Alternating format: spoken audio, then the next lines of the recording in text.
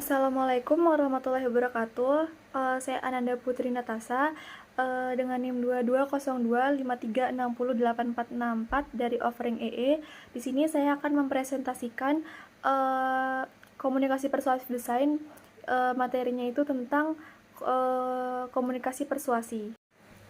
Sebelumnya, komunikasi persuasif merupakan komunikasi yang dilakukan untuk mengubah konsep, ide atau gagasan serta hubungan kegiatan antara komunikator dan juga komunikan agar perilaku komunikan ini dapat terpengaruhi.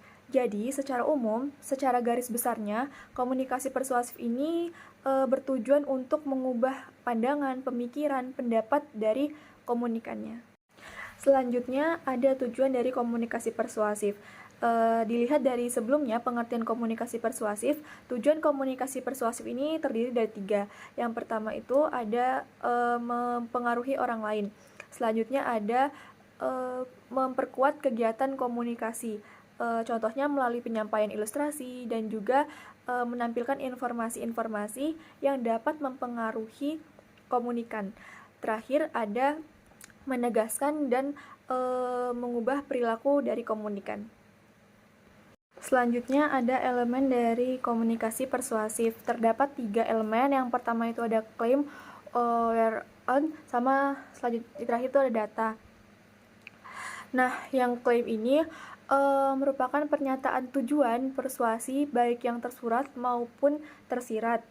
Misalnya dalam iklan rokok, secara lugas iklan ini mengajak kita untuk secara terang-terangan untuk membeli rokok kepada masyarakat. Tetapi karena iklan rokok tidak boleh terlalu vulgar, nah dalam mengajak masyarakat membeli rokok, maka iklan rokok ini pun dibuat secara tertutup, tetapi tidak meninggalkan substansinya untuk mengajak masyarakat dalam membeli rokok.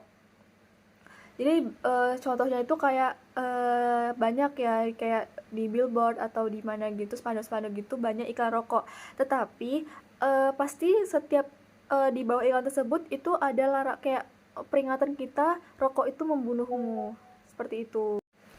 Nah, yang kedua itu ada waran, yaitu ajakan yang dibungkus itu dengan kata-kata yang cenderung tidak memaksa. Jadi misalnya ada sebuah ajakan yang berbunyi, mari kita sama-sama menjaga lingkungan agar tetap asri. Nah, kalimat itu secara tidak langsung mengajak dengan cara yang halus tetapi bersifat perintah. Kayak membuang sampah pada tempatnya, jagalah lingkungan ini gitu ya. Kata-kata tersebut merupakan kata-kata yang sebenarnya itu perintah, tetapi tidak memaksa gitu. Nah, yang terakhir itu ada data. Nah, dalam data ini melakukan ajakan terhadap massa, komunikator biasanya itu menggunakan data-data sebagai pijakan dalam melakukan ajakan. Jadi contohnya itu kayak pungli ya, dan kan terdapat juga dalam Undang-Undang KUHP nomor 30 pasal 36 368. Nah, contohnya yang lain itu misalnya ada iklan membeli minuman produk ini, terus disertai data yang berbunyi menurut penelitian yang dilakukan oleh lembaga bla bla bla menyatakan bahwa 9 dari 10. Nah, itu tuh merupakan hal yang membuat komunikan itu yakin bahwa mengonsumsi minuman ini atau membeli minuman ini itu dapat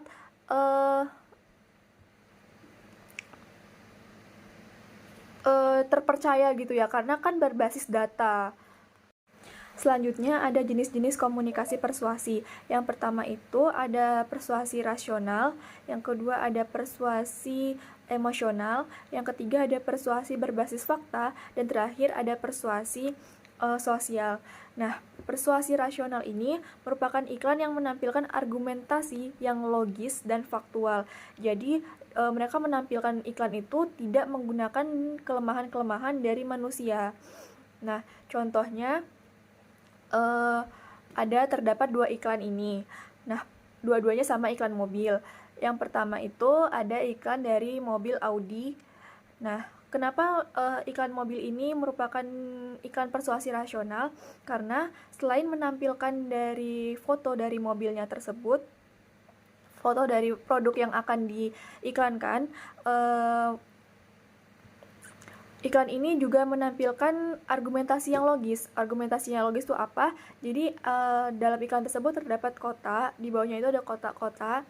Nah, itu merupakan fasilitas-fasilitas yang terdapat pada mobil tersebut. Jadi hal tersebut merupakan argumentasi yang logis dan faktual. Nah, menurut saya isi dari iklan mobil Audi ini cukup menarik ya, karena terdapat latar dari kayak tebing, dari kayak pegunungan, tebing gitu, dimana mobil Audi ini cocok untuk perjalanan jauh mungkin. Nah, dan juga terdapat tulisan-tulisan bahasa Inggris itu yang sangat mudah dibaca. Jadi menurut saya iklan dari mobil Audi ini tidak melanggar etika. Isi dari iklan mobil Audi ini menurut saya lengkap ya, karena terdapat judulnya yaitu Car New Big Sale. Ada juga tulisan penguat dan juga ada persuasinya. Itu ada dari kotak-kotak tadi itu. Nah, itu merupakan fasilitas yang ada pada mobil Audi. Di bawahnya juga terdapat kayak lokasinya dan juga website untuk melihat-lihat mungkin ya. Selanjutnya yang iklan kedua ini sama iklan mobil. Persuasi rasionalnya itu dari tulisan yang ada di bawahnya itu ada 3 itu merupakan persuasi rasional dari iklan mobil yang kedua. Menurut saya isi dari iklan ini cukup jelas dan sangat-sangat jelas ya. Isinya juga sangat membantu informasinya. Judulnya juga besar, jadi dapat mudah dilihat. Nah, iklan ini juga menampilkan pesan bahwa mobil ini dapat dibawa di tempat yang berpasir ya, tempat padang gitu yang mungkin perjalanan jauh gitu. Jadi secara garis besar dua iklan ini merupakan contoh dari iklan persuasi rasional. Yang satu itu iklan yang pertama itu iklan Audi, mobil Audi itu menampilkan iklan persuasi rasional itu melalui visual, dimana kayak ada gambar dan ada gambar yang terdiri dari itu argumentasi yang logis dan faktual. Sedangkan iklan kedua ini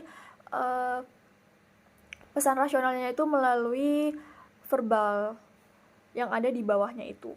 Selanjutnya ada persuasi emosional. Nah, persuasi emosional ini merupakan iklan yang menampilkan iklan itu menggunakan perasaan dan emosi kayak sedih, senang, atau bahagia, atau emosional antara seseorang dengan seseorang, seperti itu. Nah, terdapat 2 contoh dari iklan emosional. Yang pertama itu ada iklan campak dan rubella, yang kedua itu dari UNICEF. Nah, yang pertama isi dari iklan dari campak dan rubella ini yaitu sayangi buah hati Anda dengan imunisasi campak dan rubella. Nah, di bawahnya itu terdapat penjelasan, yaitu diberikan untuk anak usia 9 bulan sampai usia kurang dari 15 tahun selama kampanye imunisasi MR pada bulan September 2017. Nah, terdapat juga kayak menarik perhatian mungkin dari masyarakat itu ada lambang gratisnya. Nah, persuasi emosionalnya itu di mana pada visual yang ditampilkan pada iklan tersebut, yaitu emosional antara ibu dan anak. Nah, itu juga anaknya kayak dengan ekspresi yang kayak takut, sedih, sedang memeluk boneka, dan terdapat ibu yang kayak menenangin anaknya.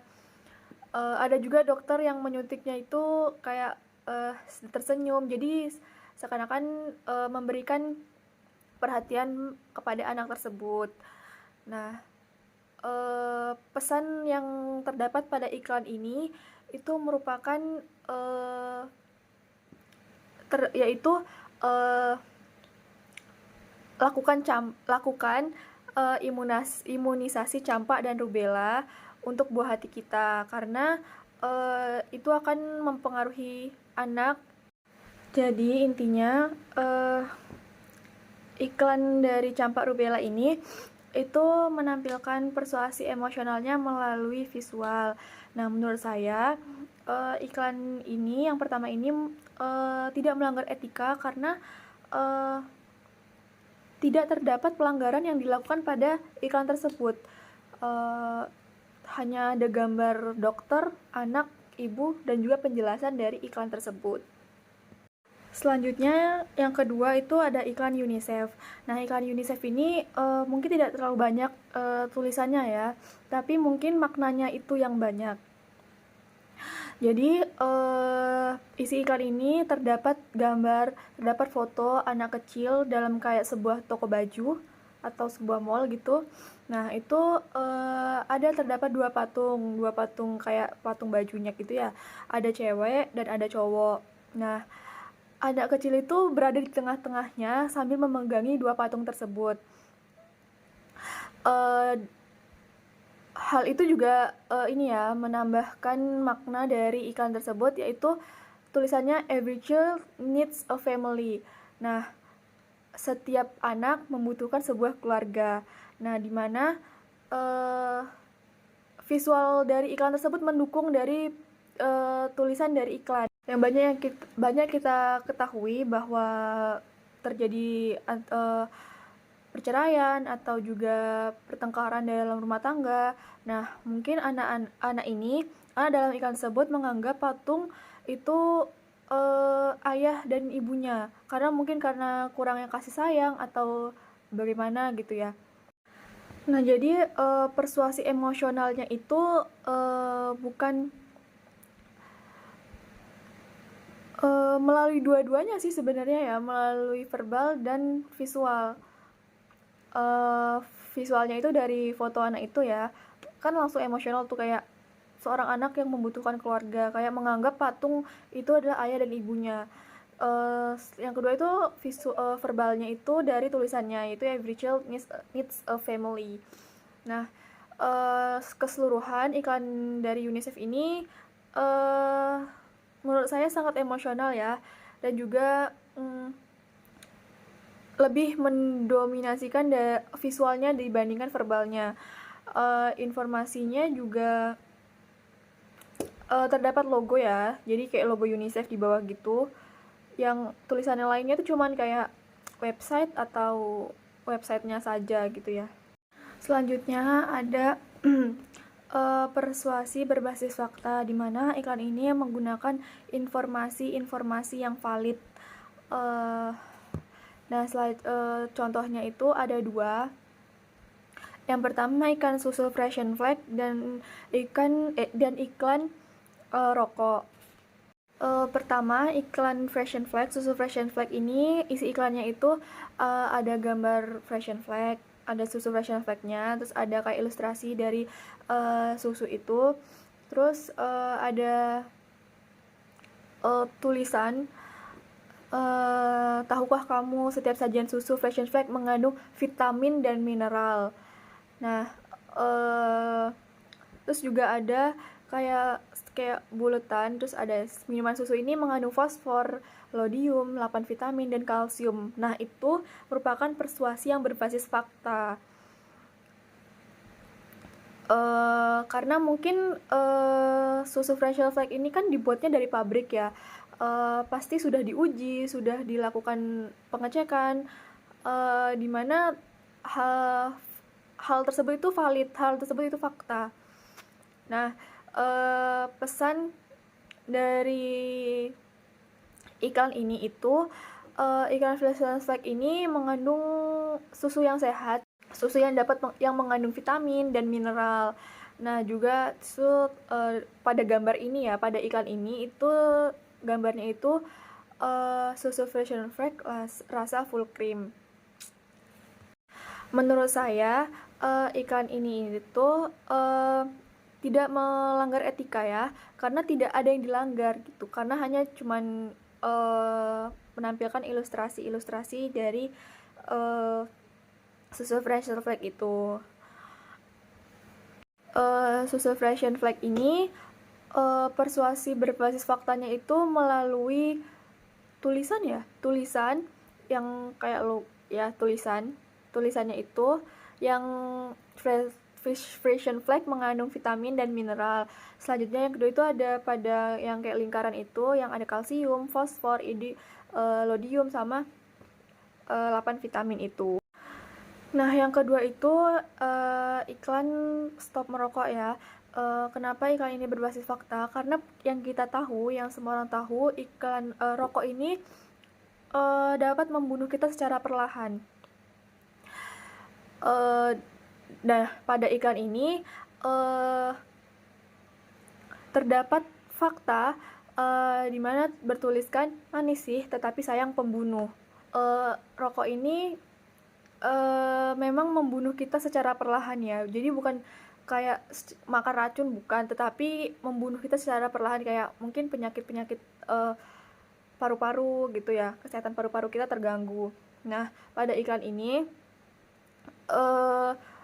menampilkan fakta bertuliskan manis sih tetapi sayang pembunuh, yang merupakan fakta bahwa rokok ini pembunuh. Nah, selanjutnya di bawahnya itu ada stop merokok, satu batang rokok mengandung 4.000 racun yang menyebabkan penyakit kanker dan penyebab kematian. Sehat itu mahal. Benar, hal itu merupakan hal yang fakta ya. Jadi sudah dibilang sebelumnya, rokok itu tidak membunuh langsung. Jadi nggak tiba-tiba kita ngisap rokok langsung mati, enggak. Tapi rokok ini kita itu dibuat ketagihan mungkin ya, karena mungkin disitu rasanya manis, kirasnya manis. Nah, dibuatnya secara perlahan kayak penyakit-penyakit paru-paru, kanker, dan dapat menyebabkan kematian tersebut. Nah, secara keseluruhan iklan ini jelas ya, dapat memberikan informasi dan mempengaruhi kita, mempengaruhi komunikan ini, sangat mempengaruhi terhadap komunikan. Tulisannya yang jelas, terus terdapat juga gambar rokok yang dimatikan karena itu mengandung pesan bahwa berhentilah merokok, seperti itu. Iklan rokok ini itu mengandung persuasi berbasis faktanya itu pada tulisannya ya, pada verbal berarti. Yang yaitu manis sih tetapi sayang pembunuh. Tuh. Selanjutnya persuasi sosial. Nah, persuasi sosial ini berfokus pada pengaruh dari orang lain atau dari norma. Contoh dari iklan persuasi sosial itu sini ada 2 ya. Sebelumnya yang pertama itu ada tentang pungli dan yang kedua ada pembuang sampah. Nah, sebelumnya kan tadi kalau misalnya persuasi sosial itu berfokus pada pengaruh dari orang lain dan juga norma. Nah, pungli ini sesuatu yang dapat mempengaruhi orang lain. Jadi pertama itu ada iklan pungli. Nah, di sini itu berisikan isi iklannya itu penjelasan arti pungli, yaitu pungli adalah meminta sesuatu, uang atau sebagainya kepada seseorang, contohnya lembaga, perusahaan, dan sebagainya, tanpa menurut peraturan yang lazim, tanpa mengikuti peraturan yang ada gitu. Di bawahnya juga terdapat Undang-Undang Pasal 368 KUHP ya, tentang pungli. Nah, di sini persuasi sosialnya itu mungkin melalui tulisan stop punglinya itu ya, karena dapat mempengaruhi komunikasi secara langsung, yaitu stop pungli. Jadi dilarang untuk melakukan pungli. Hal tersebut juga merupakan suatu norma ya yang harus diikuti karena sudah ada undang-undang pasal 368 KUHP-nya. Sudah tertera peraturan tersebut dalam undang-undang. Nah, iklan yang kedua itu iklan membuang sampah. Yaitu berisi jangan buang sampah sembarangan. Yuk buang sampah pada tempatnya, lalu dikubur atau didaur ulang untuk hidup yang lebih sehat. Nah, secara keseluruhan iklan tersebut ini dapat mempengaruhi orang lain ya, dapat mempengaruhi komunikan secara langsung melalui tulisan dan juga visualnya. Jadi terdapat 3 gambar, itu ada kayak hal-hal apa saja dampak dari membuang sampah sembarangan. Yang pertama itu ada kayak tempat jadi kumuh, terus jorok, terus yang kedua ada limbah yang tercemar, terus juga yang terakhir itu ada ikan-ikan di laut itu mungkin pada keracunan karena banyak sampah-sampah yang terdapat racun-racun atau karbon-karbon apa gitu ya. Di bawahnya juga ditulis jika sampah menumpuk jangan dibuang ke sungai karena akhirnya dari sungai sampai ke laut yang dapat membunuh ikan-ikan dan ekosistem laut gitu. Terdapat juga visual orang yang sedang membuang sampah, seakan-akan mengajak membuang sampah itu pada tempatnya gitu ya. Secara keseluruhan iklan ini sangat mempengaruhi komunikan dari visual dan verbalnya. Sekian presentasi dari saya. Apabila kurang dan lebihnya saya mohon maaf. Assalamualaikum warahmatullahi wabarakatuh.